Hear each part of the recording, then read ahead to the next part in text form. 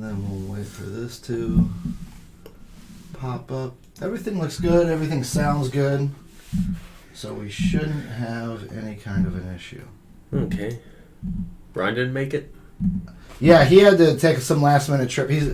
I don't know what exactly he's doing. He was just like, I can't make it today. And I was like, okay. And then I saw he sent me a photo of him driving with a cat on his shoulder. So I was like, all right, bud, just get out there and do it.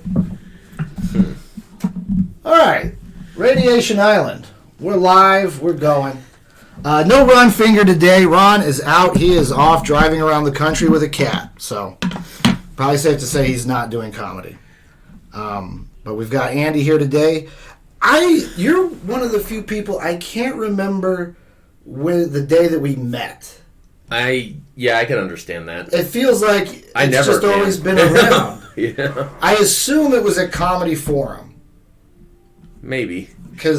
Well, that's the thing about open mics. You're gradually introduced to everyone. Right, and then some people you meet, and then they're gone, and you never see them again. Yeah, well, it's a perfect environment for a guy like me because I can never remember names, and there's so many reminders. You see them announced. There's a list on the wall. Yes. There, and let's see. When was the first time you did comedy? Do you remember that day? The first time I did comedy, I lived in Chicago. Okay. And I did it at a place called the Comedy Spot. Is that still around? And, it's not still around. It was run out of a basement of a fancy restaurant at the outside of that big mall they got up there. I can't remember what it's called. It's one of the biggest in the world. Okay. But it was in this basement, and it was run by Lindell Pleasant, who is a great guy. Yes. And a comic is still working today. Yeah. Is he still out? I used to see him. He would stop at the Funny Bone all the time. Mm-hmm. Very funny, very positive guy. Always trying to boost people up when they show up for the open mic. So good guy. I remember him because T-Mobile had this phone called the Sidekick, which was like kind of teetering on a smartphone. And to respond to that, Google made a phone called the G1 that had a slide-up display, and it was for the first time you could use the internet on the phone, and it wasn't terrible. It was actually functional. And he had one, and I had one, and we bonded over the G1. Huh. Yeah, this was actually I started doing comedy right after 9/11. No shit. Okay. Yeah. So, and I mostly just bitched about customers because I was working at Jewel Osco Grocery at the time. Okay. And I was, 30-minute photo. So, you get picky people and right there. Wanting you to try to do photo edits and stuff. No, man, you capture this. This is your creation. So when did you make the transfer down to St. Louis then? Well, I guess St. Charles, whatever. Yeah, 2003. 2003? Yeah. Mm-hmm. And did you do comedy here? Oh, yeah. Right away?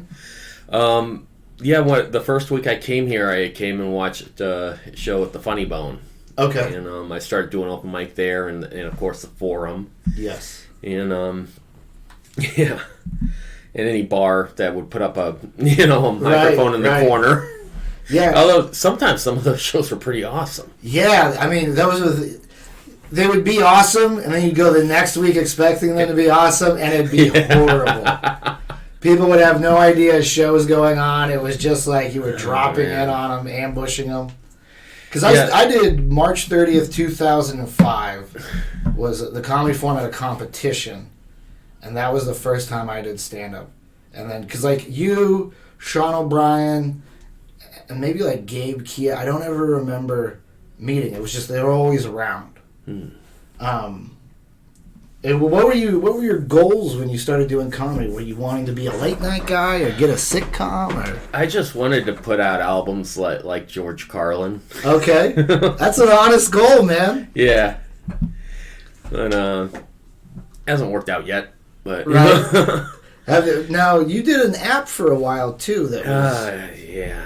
Was that not a pleasurable project? No, that didn't work out either. Really?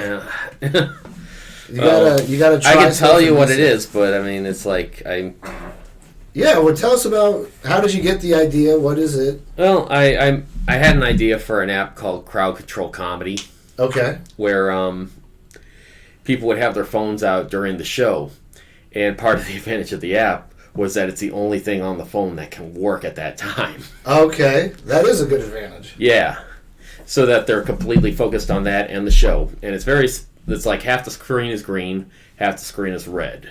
If you're enjoying the comic, you hit the green screen, and it adds a certain amount to the clock that's ticking down. Okay. So the audience is more of what they like, less of what they don't. Okay. Yeah, crowd control comedy. So. And Yeah. it didn't work out the way that you had envisioned? No, it's just I haven't quite figured it out. Yeah, but you're still actively working on it? Yeah, I've been working on it. It's complicated. Yeah. No, that's all right. I remember we did a cutthroat comedy at that rough biker bar where, like, of course, every year they'd have an event where 2 or 3 people would die. And the purpose of cutthroat comedy was people were encouraged to heckle. But we didn't realize that it was like some of the meanest, toughest, angriest bikers. So, like, they would play along, and then it would be like, I'm going to fucking kill you. Yeah. I remember Patrick Brandemeyer was there, and a particular rough bunch of customers were there, and just railroaded him his whole set. Oh. And then when he got off stage, he went to get, like, a glass of water from the bartender, and all these guys started, like, grabbing his ass. Oh, my God. He never came back. back. I think that's happened to every comic a couple of times. Some kind of unwanted physical. Oh, God. Yeah. I made a poster, right? And it had me on there as the host, and it had Dan Walsh and Tyrone. If you remember Tyrone I Robinson. remember Tyrone. Yeah. And we showed up for the first show, and somebody had cut out Tyrone's face from the poster, assuming because he was black. And he did one show and never came back. Who could blame him? Yeah. Wow. Wait a minute. What was this place? Holy shit. This was Cadillac Jack's, or Jack's Iron Horse Bar and Grill, off of the Rock Road. Oh, I was kind of hoping you were going to say Central Illinois. No. This is hardcore biker country. Yeah. One guy, I remember meeting one guy there, and he was bragging that he held the record for most DUIs in Missouri. He had like 19 or 18. Don't you go to prison if you get too That's many? what I asked him, and he said he'd been getting them for so long that he would get them before the laws were, like, developing. And, of course, so he tells me this whole story about how he got all these DUIs, and he had wrecked his car. He's drinking at the bar telling me this. And then he goes to leave.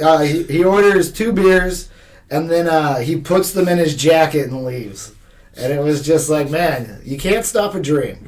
You can't stop a dream. Mm-hmm. One of the things we do on our podcast is we have the Hot 5 questions that we ask every guest. Okay. The first question is, do you believe in any conspiracies other than 9/11? Because everyone always responds with 9/11. So is there any other conspiracies you're into other than anything related to 9/11? I'm not comfortable believing in anything that can still be referred to as a conspiracy. Okay. Question 2. Have you had any experiences with UFOs or the paranormal? I have not, but I don't have any problem with people that say they do see UFOs as long as you keep in mind what the U stands for. Right. The unidentified. Yeah. What is a moment in time where you consider, like, the luckiest day of your life? Luckiest day of my life. Oh, man. Probably the... this is kind of ridiculous, but the day I met Weird Al Yankovic. Really? Yeah. How did that come about? He was playing the Skyline Theater in Chicago. Okay. And it was a rare 10 o'clock show for him. And as me and my brother, my friend Jamie, were leaving, and we saw this group of kids sitting around the backstage door. And we go over and start talking to them, and it turns out this group had been following Al around like the Grateful Dead since New Jersey. Wow, Weird Al groupies in a sense. So I'm hanging out with them and listening to these wild stories, and then the guitarist comes out the back of the stage door. Okay. And looks at one of the kids and says, "Did you bring it?" And he throws him a grape soda and he just goes right back in. Wow, no drugs or alcohol, just grape soda. No, yeah. Then after a while, we're still hanging out with these guys, listening to all this crazy stuff. The security from the Skyline stage comes to the back door, and I'm thinking he's going to tell us to move on. And he's like, "Hey, I'd like to meet you guys. If you want to come in, just line up on the hallway. We'll give you instructions on how this is going to go." And he basically did one question, one autograph. Okay. And he complimented me on a Aqua Teen Hunger Force shirt I was wearing. Nice. Because of course he's been on that. Right. Yeah, and I didn't have a question. I just told him that I've been a fan of his since forever, and he was my first concert, and thanks for doing what you do. You know. What did he autograph? I've got a shirt. He autographed it, and I got John Bermuda Schwartz to autograph it too, the drummer. Nice. He's the other founding member. And but I tell you, Weird Al was cool. I can't imagine him not being cool. Oh yeah, really nice guy. I after that show, man, he just left everything on the stage and still did this. Really? And when we came back, he was just like sitting in this big chair with a huge cheese pizza sitting next to him with like 3 slices missing. Do you remember what album he was promoting, or was it just like a greatest hits? It was Poodle Hat. Okay. Poodle Hat, yeah. Nice. Yeah. Question number 4. What's the worst injury you've seen happen to somebody else? Oof. I would have to say when I was a kid, we had a trampoline. Okay. And my dad and his carpenter buddy had gotten really drunk, and it was raining cats and dogs, and they went out and started jumping on the trampoline. and my dad's buddy ended up falling wrong and breaking his leg. Oh, like compound break, like coming out? Like shit. He was bound up for a while. It was bad. Dude, breaking your leg is like one of the worst bones to break, like in your body. My buddy Jared just broke his leg, and it was like, I've only broken wrists, I think whatever's in your arm here. Nothing leg related, but like the amount of healing and how much, you don't realize how much you walk around or move any part of your body until you lose that. I broke my nose. Did you? Yeah. When did you break your nose? When I was in junior high. We were playing floor hockey, and I tripped over my own stupid feet. And there were stairs next to the basketball court. I went right face first into them. Oh, did it just explode? Well, not at first. At first I thought I was fine. I was just like this. Okay. And the girls' class was sitting at the top of the 4 stairs. They all come down. "Hey, are you okay?" And I bring it down. It's just a bowl of blood. Oh, shit. They jumped back like 15 feet. It's gonna spread. And my coach scooped me up and carried me to the nurse's office, which was a huge thing because I was covered in blood, and this was at the height of AIDS paranoia. Right, you know? right, yeah. So. And that was that back when Magic Johnson like skinned his knee and the arena cleared out. They're like, it could happen to us. Mm-hmm. So number 5, the question is the closest you've come to death.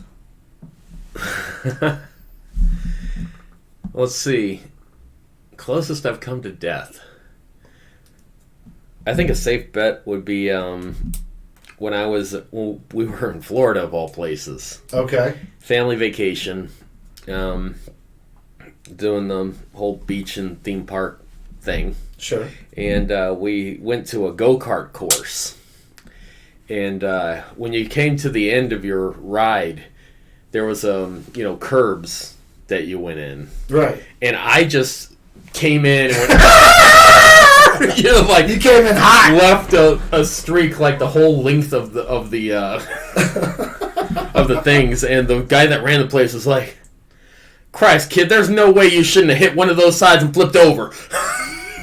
God, dude, that's been a fear of mine with go-karts, is flipping over. Yeah.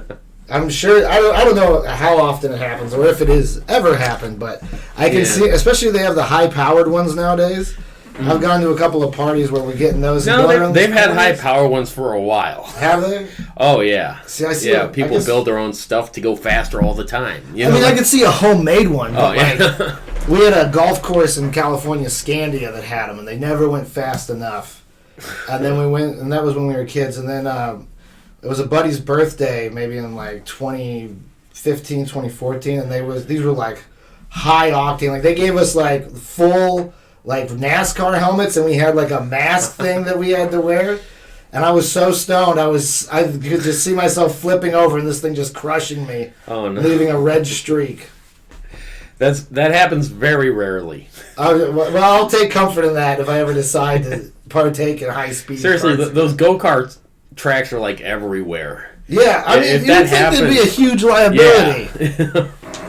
But so going back to the comedy. Okay. You're doing comedy in the area, and I think at the time we had the Forum, Funny Bone, but we had Funny Bone in Westport, and then we also had Funny Bone in Fairview Heights. Oh yeah. Which would do like free chicken wing night if you came out. Mm-hmm. And we also had Laughs on the Landing. At one time, we had 4 places going, I want to say. Laughs was pretty cool. Laughs was one of my favorites, without a doubt. But, I isn't it strange that place was always packed, but it shut down? I mean, I could only imagine what the rent was on the Landing. Yeah, but I think there was something else going on there, too. That place always seemed a little... I don't know, shady to me. Really? Yeah. It just seemed like it was an idea some like people had money, but no business experience. So they just kind of like, let's do this. Well, this will be great. They did take a lot of chances. I mean, that showroom, it wasn't very big. It held like maybe 100 people. Yeah, they had chairs and tables, and on the side they had that like jury box. Yeah, and that got built like later on, I want to say. Then like for a while it was an urban club. Yes. Yeah. That's when I kept going. Yeah, same here. That was when D. Lee took it over. Right. And they had that big change, and the people that were originally running it were like trying to hand it off. Did it become House of Comedy when it was at that location, or did that come later on when they moved to Washington Avenue? Do you remember that? I'm honestly not sure. Neither do I. Yeah. At some point it shut down, and then House of Comedy, which was the same people running it, moved to another location. Yeah, there was also, for a short while, in O'Fallon, Glass of Laughs. Glass of Laughs. Al Canal's room. Yeah, that was a nice place, too. I think he's still running a theater. He is. Actually, he's one of the people I've been wanting to reach out to get on the podcast. They had a Comedy Forum reunion. I want to say back in July or so, but I had just come out of rehab, and I wasn't ready to like go out to bars or anything, so I skipped that. I remember doing comedy around those early times. That's when one of the first people to like hang out with me and talk to me was Ken Jr. Oh yeah. He was like the first one, and like we would drive to gigs, and at a certain point in time for about 6 months, he lived here at my mom's house with me in the basement. And I would deliver pizza, and he would come with me, and we would deliver pizza and like smoke weed and just eat free pizza. We lived off a Pizza Hut that entire time. Nothing about this surprises me. Yeah, and then we would go to gigs and do that, and then come back. And I remember there was one point in time where me and him got into some sort of argument. And it wasn't like a confrontation. It was like we were talking about comedy. And at some point I had said something and it angered him because he had a different viewpoint on it. And he'd been doing comedy maybe like a year longer than me. And it was weird because it wasn't like, what are you fucking talking about? Like, there was a switch that flipped in him. And it was like, all of a sudden, we were no longer friends. And he, like, had this unprecedented level of anger that all of a sudden was directed towards me. That I know what you're talking about. It's sudden and it's intense. Overwhelming. It's like, all of a sudden, like, you're responsible for the Holocaust, and he's gonna like this, like, beyond description, to the point where he stayed at the house. I went and delivered pizza for maybe 2 hours, and then I came back here and I was like, hey man, you gotta pack your stuff up. I gotta pack my stuff up. My mom's kicking us out of here. She doesn't want us here anymore. And he was like, well, where am I supposed to go? And I'm like, I don't know, man. I don't know where I'm gonna go. I was like, I'll drop you off at the Metrolink station by the airport there. And I took him there, and then I went to my buddy's house and hid out there for like 3 or 4 days because I was worried he was somehow going to get a vehicle and drive and past check on here you. and see if I God. was actually out. Good instincts. And I stopped going to a couple open mics for like 2 or 3 weeks. I would like have one of our friends go there, and then I'd call them, hey, is he there? No? Okay, then I would show up. And then finally, like, he got mad at somebody else, and, like, it was off of me. But I've never had an encounter with somebody like that in my entire time as a person, let alone as a comedian, to where it was like the Kraken was released. And I want to say it was maybe 3 or 4 years after that where you guys kind of started palling around and becoming friends. But I always thought it was something that I did. Like, I've like blamed myself for it. Oh no, there's something wrong up there. You know, he's a sick person. Do you remember, like, when you met him or when you first started hanging out with him? Not really. He was just kind of eventually rose a little higher in the soup of open mic until he was my friend. Sure, sure. And then you guys at some point ended up living together, right? You became roommates? We were roommates a couple times. Really? Yeah. And like, he was usually a really fun guy. Yes. Yes. Just like felt good to be around him. Happy-go-lucky. Yeah. No cares. I'm just doing comedy, which is what I love. And he was good at comedy. He was. Yeah, he was a funny comedian. But man, he had a problem, and sometimes the problem is he didn't want to take his medicine. So when you knew him, did you know that he was on a medication? I knew he was on medication, but I knew a lot of people that were on medication. Sure. You know? Was it described, like, was it for, like, depression or anxiety or anger or, like... Paranoid schizophrenic. Really? And, what was the other one? I can't recall the other one. Was he... Do you remember what name he was going by? At the time of the attack, he was going by Jordan King. Okay. Because when he lived with me, he talked heavily about his dad, who at the time was incarcerated. I met him a couple times. Really? Because from what my understanding is his dad had gone to jail for what I never knew. But his dad had a large sum of money stashed. And when he was going to get out of jail, he was going to meet up with Ken, and then he was going to take Ken all over the country and really kind of invest this money into launching his comedy career. And then I'd seen him at a show or something, and his dad had gotten out, and I don't think it was the response that he wanted. Like, I don't think his dad lived up to this big idea dream that he had built up.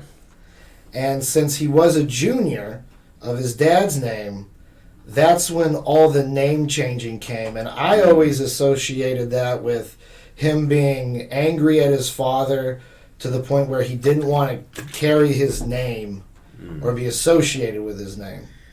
Because it was, I think he went by Jordan Wolfe, and then it turned out there's actually a comedian named Jordan Wolfe.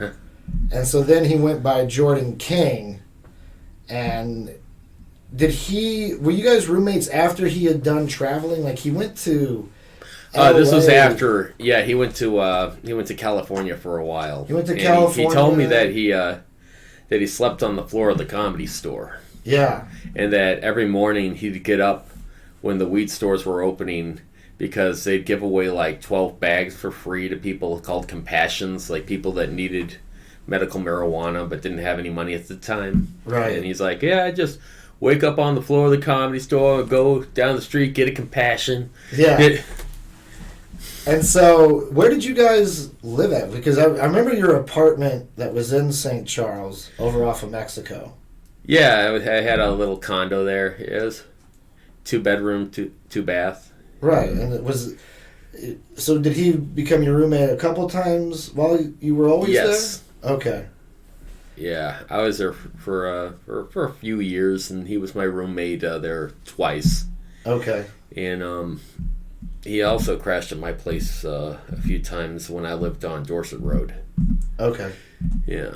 I remember you telling me a story of he was your roommate, and then one day you like woke up and he was just like, God's telling me to go east. I gotta go east. Oh man, I don't remember that. And he just got like a bus ticket and went to New York. And like, the only time I remember him really going insane mentioning God is when it happened. Right. So how did the day of the attack play out? Like, was there behavior leading up to it? He did. He was angry like what that time when he was angry at you. You know. Like, and a day out, 2 days out, or just like had he been like that for like a week or so? Do you remember? No, just like that day. Okay. Like leading up to it, nothing. He was fine. Right. It's just like flip a switch, you know. Right. And let's see, I was going out, and he was staying home. And me and Frankie Chubb met up at the Red Robin and got some burgers, and then we went to the open mic at the Grove Deli. Okay. And that was a fun show too. It was. That's not still around anymore, though, right? I'm not sure if the restaurant's still around, but they don't do open mics. Okay. But I'm out of touch too. I've been meaning to go back, you know. Sure. But we go to the open mic. It's fine. I come home and I open my door and everything in the condo is just strewn about and broken. And you had no idea that this was coming? No. He was just... No. When you say he was mad like the morning of when you guys like were waking up? Or Like he was mad when I had I don't know, just like in the afternoon something triggered him, I guess. Okay. And he had destroyed the place and taken off his shirt. And he goes over to the door and closes it behind me. I take out my phone and get 911 before he snatches it from me. Okay, so you walk in the door and you immediately know that by the way things look. He like walks past me and slams the door and turns on me, you know? Really? So he didn't say anything in this time period? Oh, he said some stuff, yeah, not right away. But like he starts, hitting me. And he started saying things like, "Say Jesus is Lord," whack. "Say Jesus is Lord," whack. And that was one of the things he didn't like about me. I'm an atheist. Right, I was going to say. And he like, you can't defend yourself. And I'm like, well, what am I going to do? You're like 300 pounds, Right. and you're muscular, and I'm trapped. If I hurt you, you're probably going to get worse. Right. So I kind of just took it, Yeah. And I stumble back into the bathroom and fall on my side onto the tub. Okay. And a couple days later, I found out I burst my appendix. Had to get surgery for that. He comes in the bathroom, lick the floor, gets behind me. And is like pushing your head down? Yeah. Jesus. Then he takes me out, puts me down on a chair, and he's like, put your hands on your knees, and just starts smacking me again. And like, I'm thinking about stuff and like trying to think of an idea. He's like, don't let that look at me! Don't let that look at me! Jesus. Yeah. And he ends up tying my hands behind my back with electrical cord. Okay. And then he goes to the kitchen and takes out a knife. Holy shit. And that's, and he's like, I'm not going to kill you, man. And he cuts me loose. What the fuck? Yeah. And he starts talking to me like nothing's wrong for a minute. He's like, hey, how was the Grove Deli, man? Was there a good crowd? And like the way his face was, did he look like he was back as like regular kid? Well, like I couldn't see him the whole time. Okay. And he decided to tie me up again. He puts me back into the cords, and he puts me in his closet in his room. Jeez. And he puts a chest on top of me and like ties up, something around my mouth, and like as he's tying that, I notice all my teeth here are loose. Like these teeth, not real. No shit. Yeah. And that's from him actually hitting you, or from, yeah. Okay. And I found out after this happened. I'm gonna go back. Sure. No. But I found out after this happened that the money that paid for my fake teeth was a fund that was made up from camera tickets. Really? The speed trap? Yeah. Or not speed trap. So I got like most of my money back. Wow. Oh boy. But yeah, he left me in there and he took my car. He left in my car. So your mouth is tied like a gag. Mm-hmm. And your hands are tied like to your chest or behind your back? Behind my back. Was your legs tied up too? They were, but not well. I was able to kick out. Okay, and then he sets like a chest. Like a trunk kind of thing? A trunk, exactly. Okay, right on your chest. Was it filled with stuff or was it empty? Like, was it incredibly heavy? It wasn't really that heavy. Okay. And I was able to weasel my way out of that, and luckily it was a sliding closet. Okay. Now, if he had thought to put me in the closet that I had a door. Oh shit! That would have locked. I would have been screwed. Now, as he's putting you in is he still talking? Like, is he just quiet now when he's tying you up in the closet?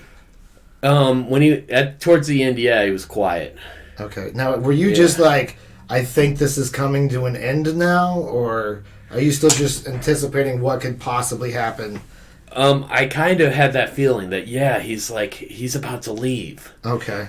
And he did. He took my keys and he got in my car and he left, and I wasn't sure if he was gone. Right. I'm in the closet and I stayed there for what felt like forever, being perfectly still.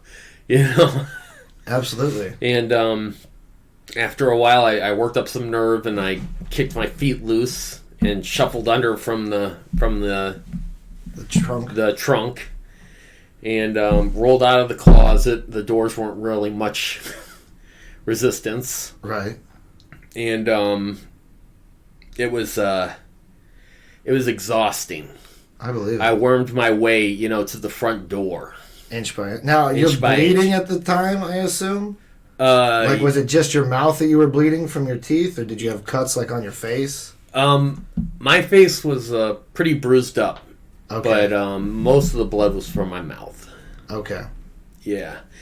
And I got to my door, and I got to the point where I could lean back and start, kicking. Okay. Like, somebody hear me! Right.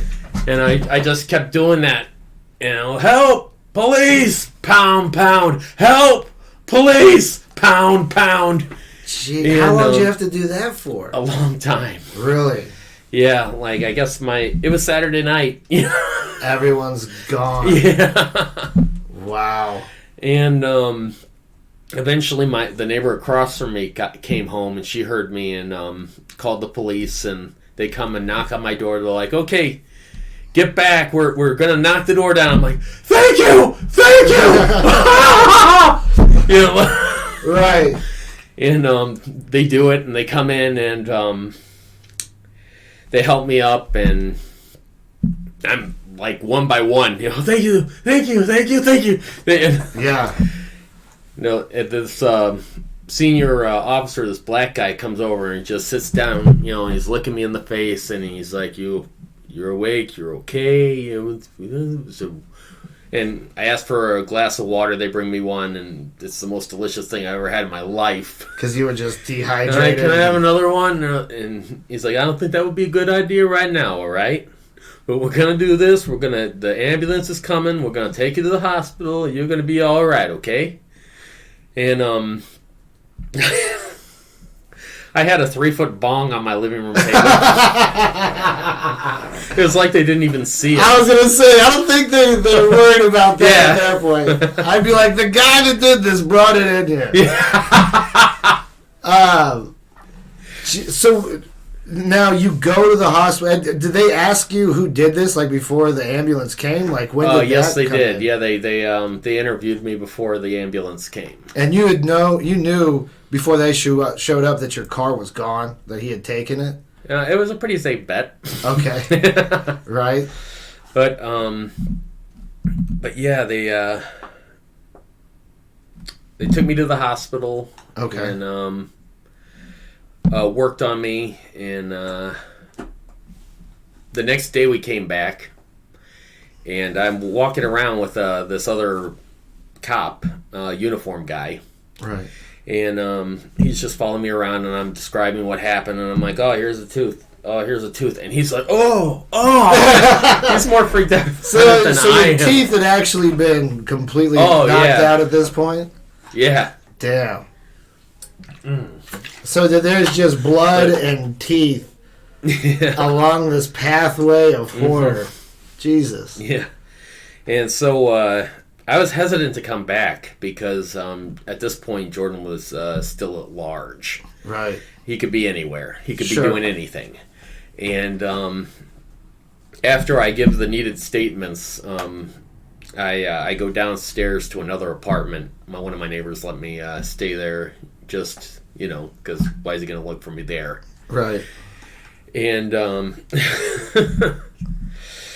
I hear that when they finally got him, he was back to happy-go-lucky Ken. Oh, really? And they have him in the back of the wagon, and he's like, "Hey, why don't you turn that radio to the Jesus station?" Oh my God. And how long did it take him to find him? Not long. Like just a couple days, maybe. Yeah, I think the next day they got him. Was there any damage to your car? No. Was it weird getting in your car once you got it back? Not really. No? No. It was just being in the condo? Yeah.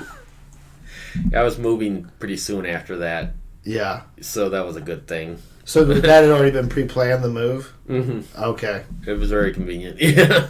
And so he gets arrested. Do you have to go to a court? Do you have to go to a trial? I did have to testify. Oh, there was one other thing that he said. That his plan was to leave me in the closet for 3 days because that's how long Jesus was in the tomb. Oh my God. Yeah. Did he ever talk about he was communicating with God, or that he was the second coming of God? Nothing. Or was it just being a devout, crazy follower? Devout, crazy follower. Okay. And he would say things like, the only way that you could you could be an atheist is if you've never really been hungry and if you've never really suffered and stuff like that. Really? Right. And I thought he was just talking about how he came from a harder place than I did. Right. Which is true. Like economically, socially. Yeah. As far as... yeah. No, I could see that. So, what was it like when you went to testify against him? He wasn't there. Okay. There was a whole panel of people at these fold-out tables, and I'm in the middle. Right. And I basically told them everything I told you. Right. And they got him sent to a hospital because I think because of my testimony, because I said that he was a sick person that needed help. And that might have been a mistake. Is that something that you regret now? Yes, I do regret it. So if you had to do it over again, you'd be like, this person's a violent, dangerous individual, or how would you phrase it? I would say he needs to be locked away where he can't hurt people, because he did get out. Yeah, I was going to say, I remember talking to you briefly. How did you hear that he was released? The DA called me and told me he was up for parole. And this is only a couple years after, right? About 5 years. Oh, it was 5 years? Yeah. And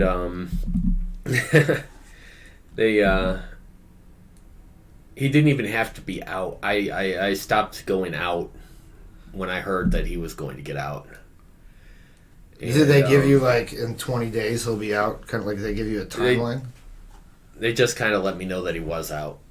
Jesus. They let me know what was going to happen, and they let me know what happened. Did they tell you that you had any kind of rights?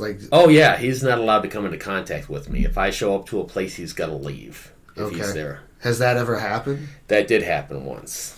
Oh, I assume comedy related. Yeah, at the at Fitz's. Okay. Yeah. And then, oof. That had to be a scary walk back to the car. I was going up the stairs, and he was coming down the stairs. No shit. And I just went, nope. And did he try to say anything to you? No. But he has tried to contact me. I was going to say, did he send you letters or? He sent me a letter when he was first in prison, as if we were still friends. Right. Nothing happened. He asked me how Django Unchained was. Yeah. Wow. Yeah. And now I guess that's a question that I'm wondering. He tried to call me a few times too from jail. Oh yeah. Will you accept the charges for a call from Jordan? Wow. Yeah. So now, up until the moment of the attack, this was somebody that you considered to be a friend. Yes. I mean, you lived together. Oh, yeah. You guys had a deep bond. You shared the same kind of interests. Mm-hmm. How did you feel after this all happened? I mean, I assume that there had to be an intense level of shock of what the fuck. Yeah, it was overwhelming. Yeah, it was the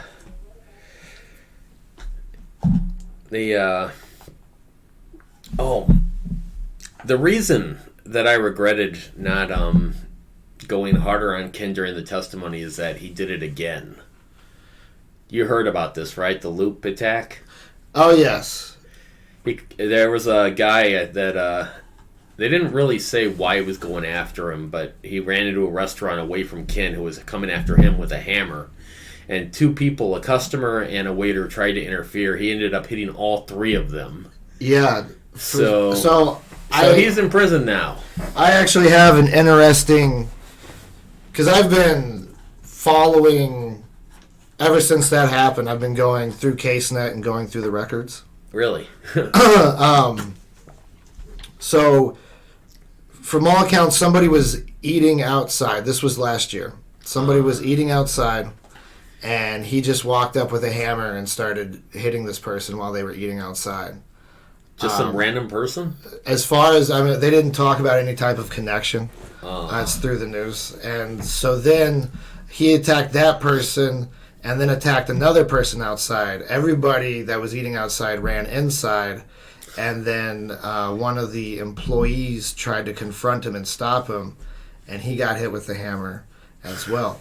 The way I found interesting, and I might be wrong about this, but from the case net documentation, after he got paroled, he was on, he had 5 years parole or probation.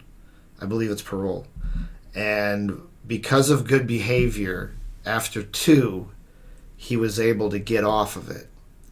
However, part of his deal for the parole was he had to pay restitution for $14,000 some odd dollars. And he didn't have the money to pay that.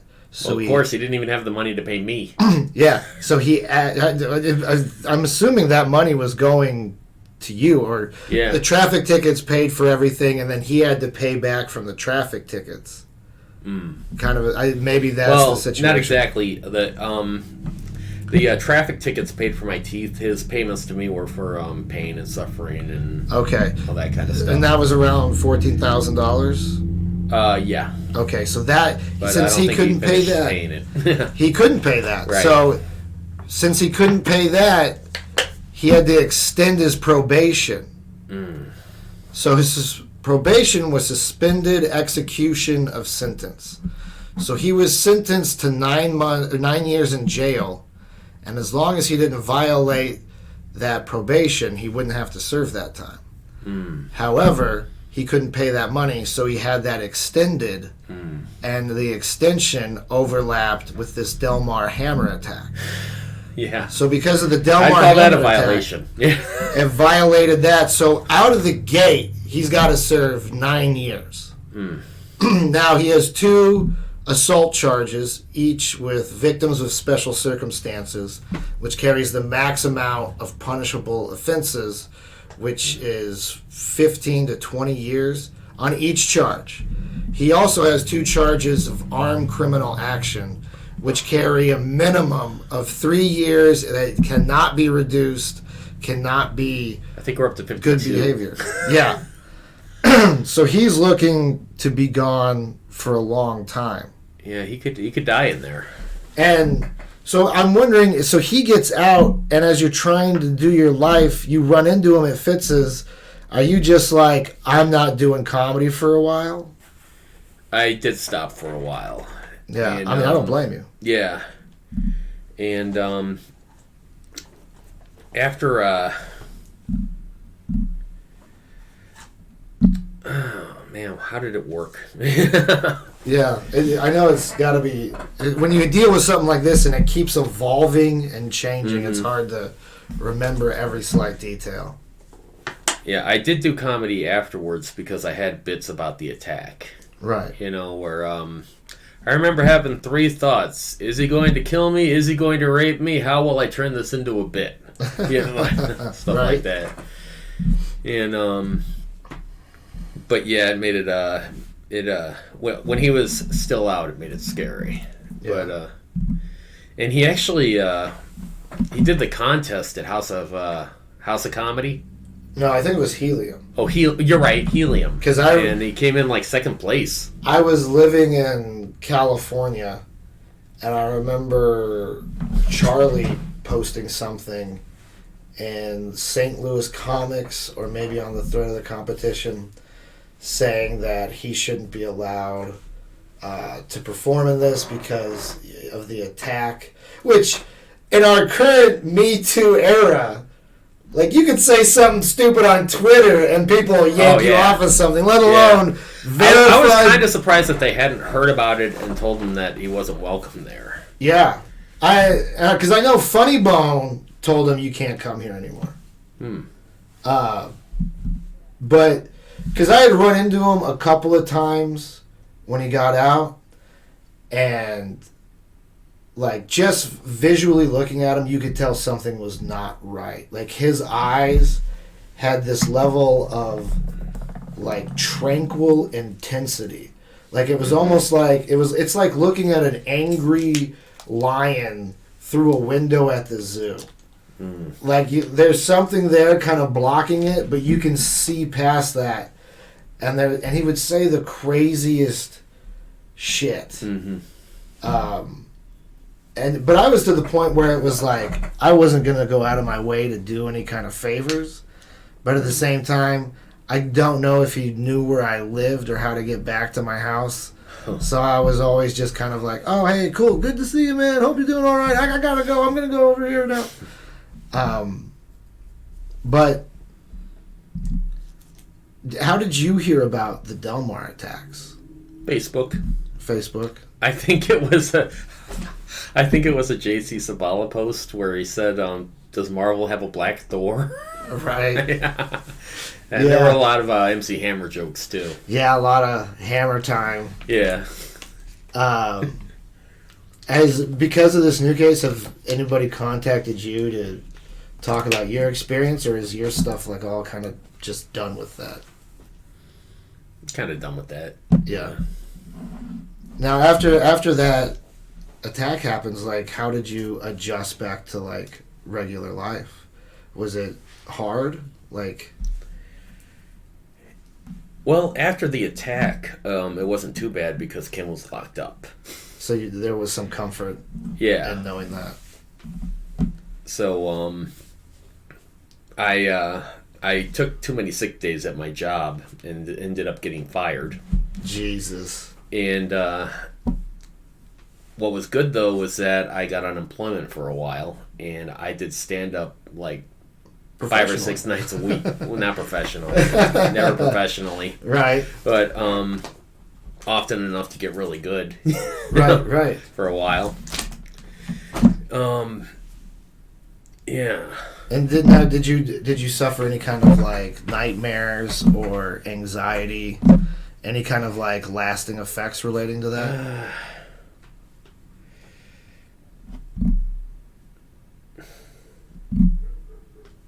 Not really. Just like as long as he's locked up, I'm okay. Yeah, because it wasn't like a fear of like when he was still out there. It was freaky, but did you do anything to like prepare yourself? Like, did you take like Taekwondo or like anything like self-defense wise in case he should try to? I didn't. I knew that he lived downtown. Right. And I knew that he was usually on foot.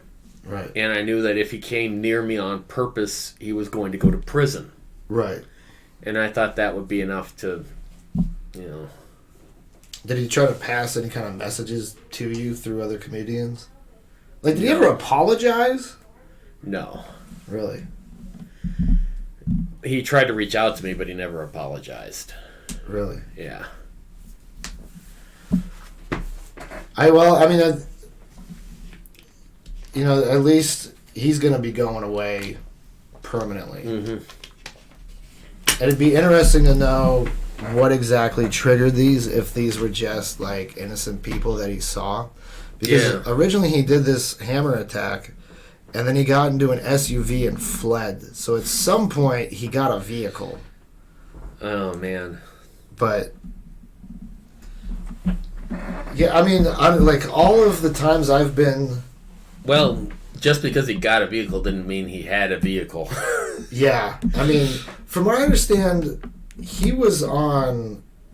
I think he was telling everyone that he was bipolar. I don't think he was mentioning the schizophrenia.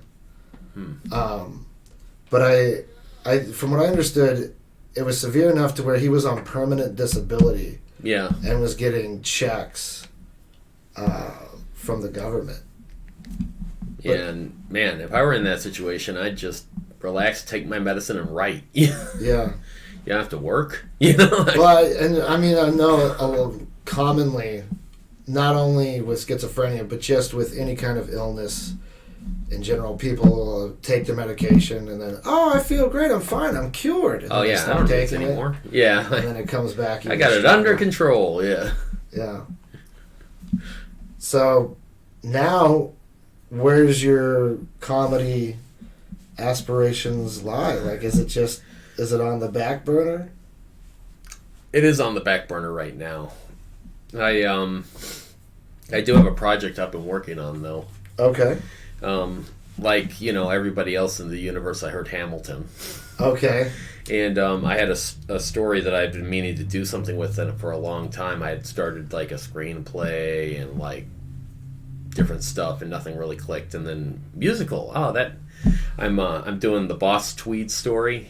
Okay. You know who he was? I don't. Yeah, he was a politician during the Civil War in New York, who stole billions and billions of dollars from the city, while at the same time helping immigrants and building like 1 out of 3 things you know in New York. Really? Like the Brooklyn Bridge was his, Central Park was his.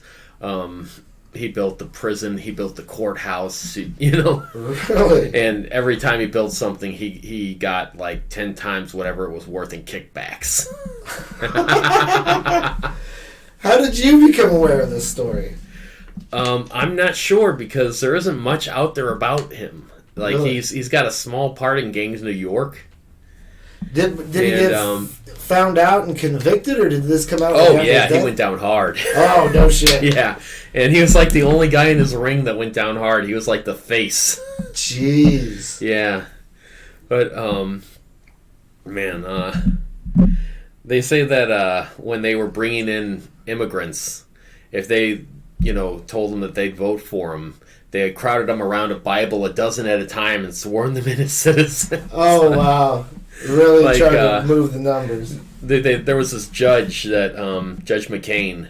They said that he did three a second faster than Cincinnati packing houses turned pigs into pork. Now, are you a video game player too? Not really. I mess around with free games on the phone sometimes. Okay. Like, you were a big Futurama fan, weren't you? I love Futurama. Yeah, I was gonna say I think me and you I went over to your place one time and we had a long discussion about Futurama. It's a great show. Are you into the Marvel movies at all? Oh, I love the Marvel movies. Yeah, Yes. I'm a true believer from back in the day, man. I was reading comic books when you could get a trade paperback for $5. Right. Yeah. Then those blockbusters came out. Now you have to pay like $25. Yeah. Are you kidding me? Yeah. There's sometimes more than that now. 27. It's ridiculous. Yeah. What books do you keep up with? I don't really keep up with books. I just buy trades that look like all the issues together. Yeah. Gotcha. It's something with the beginning, a middle, and an end. Yeah, I'd always buy a random book and I'd get a little tickle of the story, and then I would never find out whatever happened. There's that's why I got into the weirder The Walking Dead as a comic, and some of these obscure ones that had I like Preacher a lot. Preacher's really yeah, cool. I got into that. Yeah. There's another series. God, I can't believe it's called Fire Ice, or I have them on my shelf over there. Song of I'll Ice let you and check Fire? them out. No, not that. But are you into the Game of Thrones? I didn't really get into Game of Thrones, which is weird because I love Peter Dinklage in every other thing I see him in. Right. Yeah. Right. Star Wars. Yeah. What'd you think of the those new were all my trilogy? toys when I was a kid. Yeah. Yeah, new trilogy. What were your thoughts? I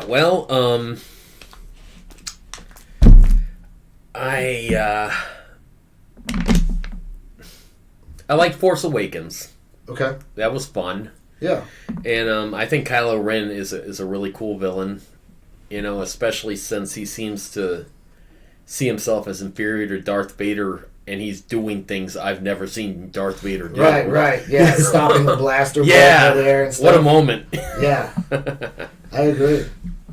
But I don't know. And then you get to The Last Jedi. Last Jedi. Yeah, that was problematic for me. I didn't like the whole Leia thing with her being able to fly through space. Yeah, the space it was Jesus, kind of like as referred to. It was kind of like a double mumbo jumbo, Yeah. They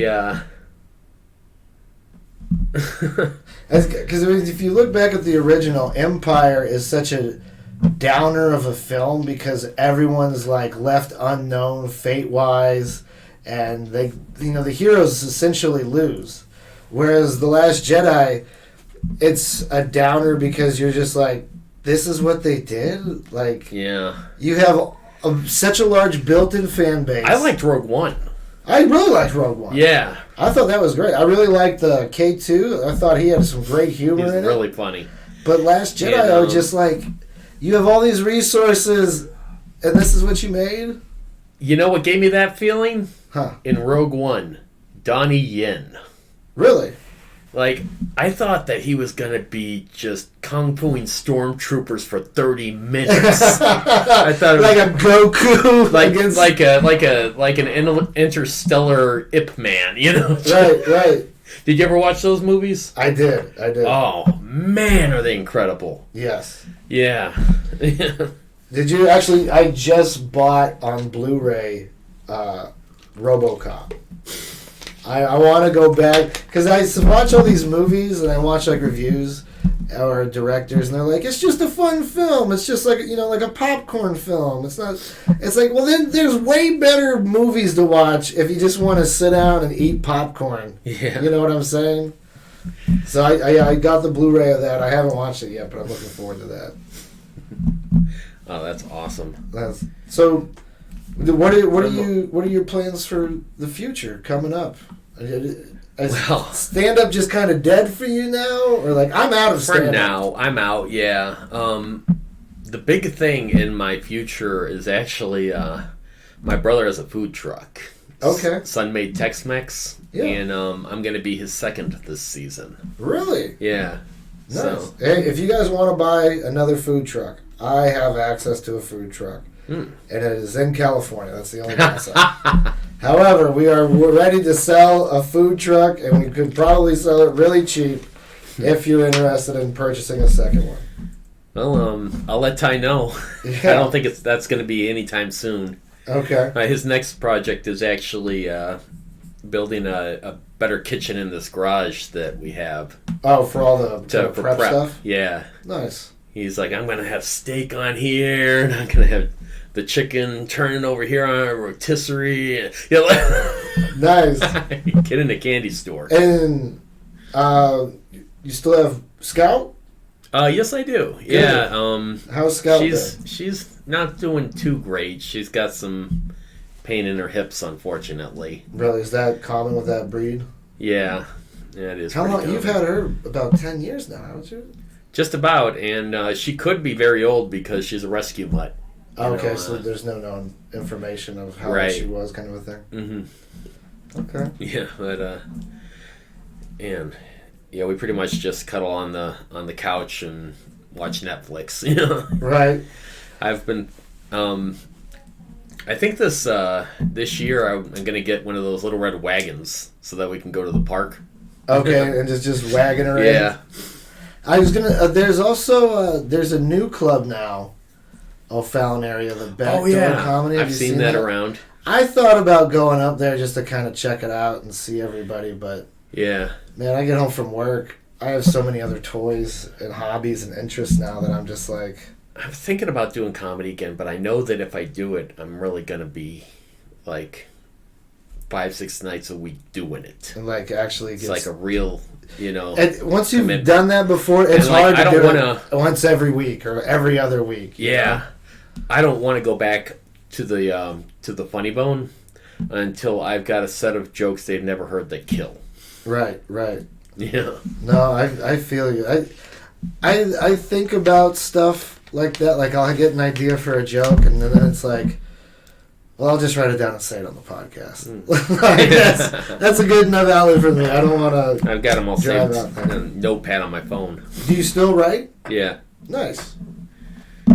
Oh man. Well, that's gonna do. I need to get all your social media stuff, so that way I can put in the description. Oh boy. Whatever. Are you just Facebooking now? Or are you pretty tweeting? much just Facebook? Yeah. Okay. We'll get your Facebook on there in case anybody wants to follow you. Okay. You got any closing thoughts? Mandalorian. We didn't talk about Mandalorian. Oh. How did you react to that? I very much enjoyed the original trilogy feel of it. Yes, it definitely carries that. I like the Baby Yoda. I'm interested to see how that plays out. I feel like the first season was just kind of showing you where the pieces on the board are, and I think next season we'll start to find out more about everyone's moves and the capabilities and what's going to happen. When he took his helmet off, though, I did kind of feel like that's what he looks like. Like I don't know what I was expecting. Maybe I was expecting to see the old Boba Fett. Do you have the phrase "hat on a hat"? Yeah. That is all right. That's gonna do it for today's Radiation Island. The audio will be released tomorrow, and if you have any questions, stlshow.com if you would like to watch this, or if you would like to be able to listen to your car, stlshow.com. Give you all the links. Andy, thank you very much for coming on. Oh, thanks for having me. All right, buddy.